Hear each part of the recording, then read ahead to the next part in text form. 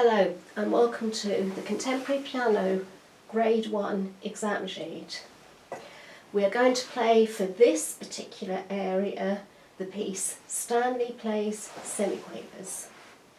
We're very fortunate to have Luke here today, who's agreed to play all these pieces, so I thank him very much in advance.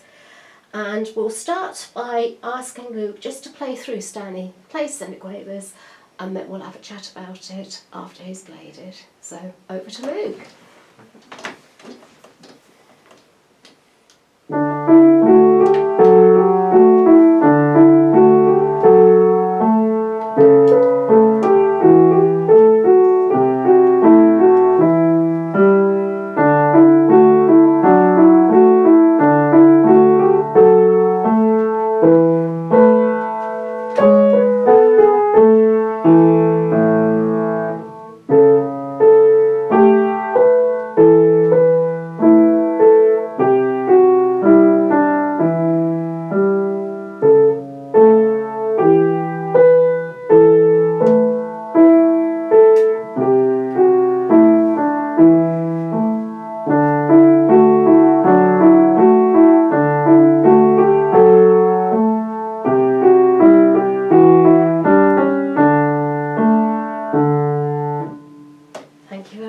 Luke.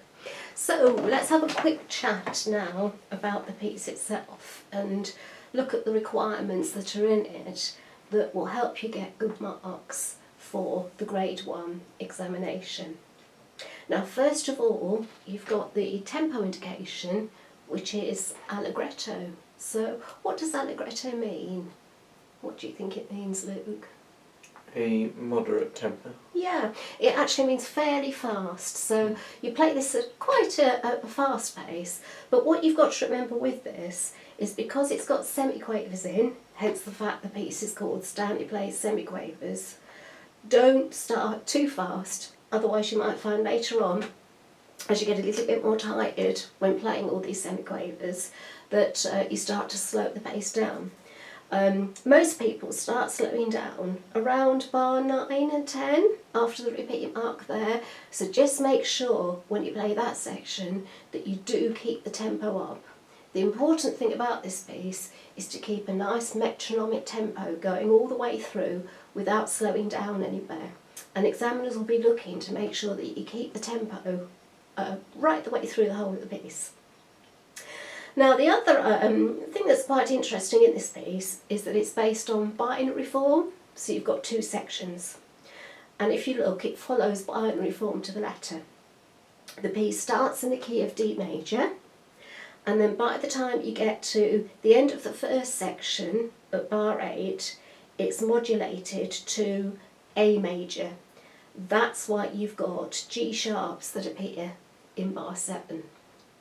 And then after that, in the second section, it starts to settle back into the key of D major. So just be aware of the section where you have got the G sharps and make sure you put those in as well. Now with binary form, even though there are repeat marks that are actually written in the music, you don't do the repeats for examination purposes, but you may well be asked about binary form and also about the repeats as part of your theory questions.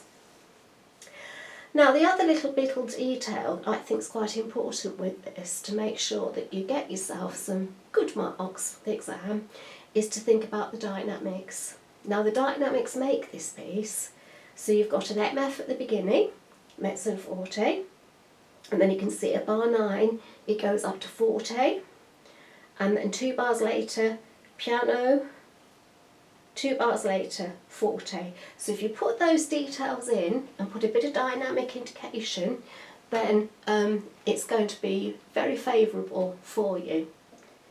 So shall we give another performance of this now, Luke, and see if you can put some dynamics in and also keep the tempo up at bar 9, don't slow down. Okay?